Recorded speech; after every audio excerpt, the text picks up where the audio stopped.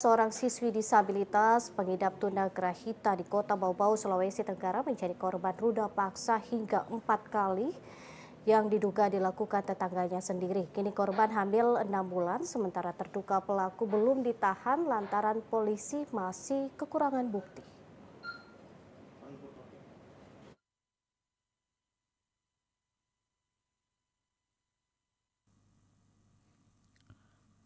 Sejak peristiwa ruda paksa yang dialami 6 bulan silam, korban yang dikenal periang di sekolahnya kini kerap terlihat murung.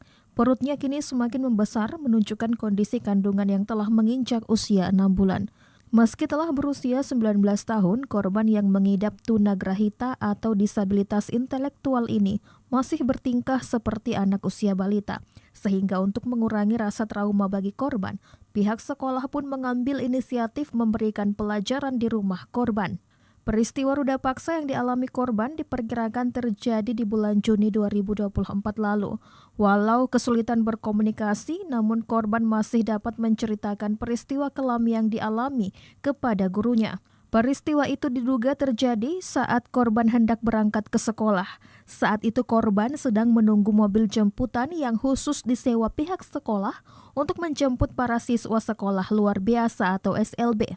Dari penuturan korban kepada gurunya, seorang pria beristri yang merupakan tetangga korban menjadi terduga pelaku. Terduga pelaku menjemput korban di tepi jalan dan memaksanya naik ke motor untuk dibawa ke sebuah rumah yang belum selesai.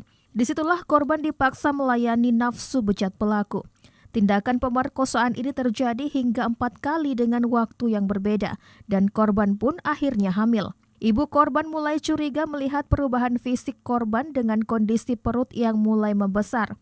Hal yang sama juga dirasakan guru korban lantaran korban beberapa kali terlambat masuk sekolah dengan kondisi pakaian yang terlihat kotor. Kasus ini pun kemudian dilaporkan ke Polres Bau-Bau. Ini anak ke sekolah, ini dengan pakaian sudah kotor di bagian belakang ini kayak berabu itu kotornya.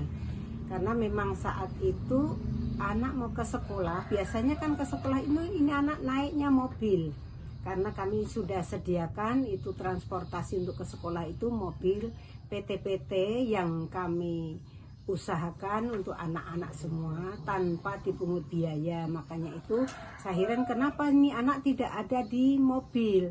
Ternyata nanti sudah jam-jam 9 ke atas baru tiba di sekolah dengan keadaan itu pakaian yang kotor. Kan ada timbul kecurigaan orang tuanya, mamanya. Nah, dari situ mamanya diikuti setelah ini anak habis mandi di kamar diganti, kok lihat sudah ada perubahan fisiknya. Dari situlah ditanya siapa yang kamu ketemu dengan siapa, disebutlah itu si A. Usai menerima laporan, pihak kepolisian kemudian mulai melakukan penyelidikan dengan memeriksa korban. Namun menurut polisi, korban masih kesulitan memberikan keterangan, termasuk keterangan beberapa saksi yang belum mengarah ke terduga pelaku. Setelah gelar perkara dan berkoordinasi dengan dokter ahli, polisi memutuskan akan melanjutkan kasus tersebut setelah sang bayi lahir untuk dilakukan tes DNA. Sementara sampel DNA terduga pelaku sudah diambil terlebih dahulu oleh pihak kepolisian.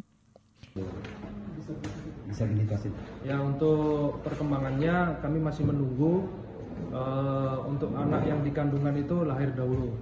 Untuk itu kan ada beberapa kemarin ada yang kami sudah curigai dan kami sudah amankan sampel DNA antisipasi mereka yang dicurigai ini kabur. Jadi kapan anak itu lahir akan kami cek DNA dan kami cocokkan dengan DNA yang kami sudah ambil sampelnya di orang yang kami curigai. Sejak kasus ini bergulir di kepolisian, korban sudah tidak masuk sekolah. Kini para guru secara bergantian memberikan pelajaran di rumah sebagai upaya mengurangi rasa trauma bagi korban. Rifan Mawandili, kontributor TVRI Sultra melaporkan.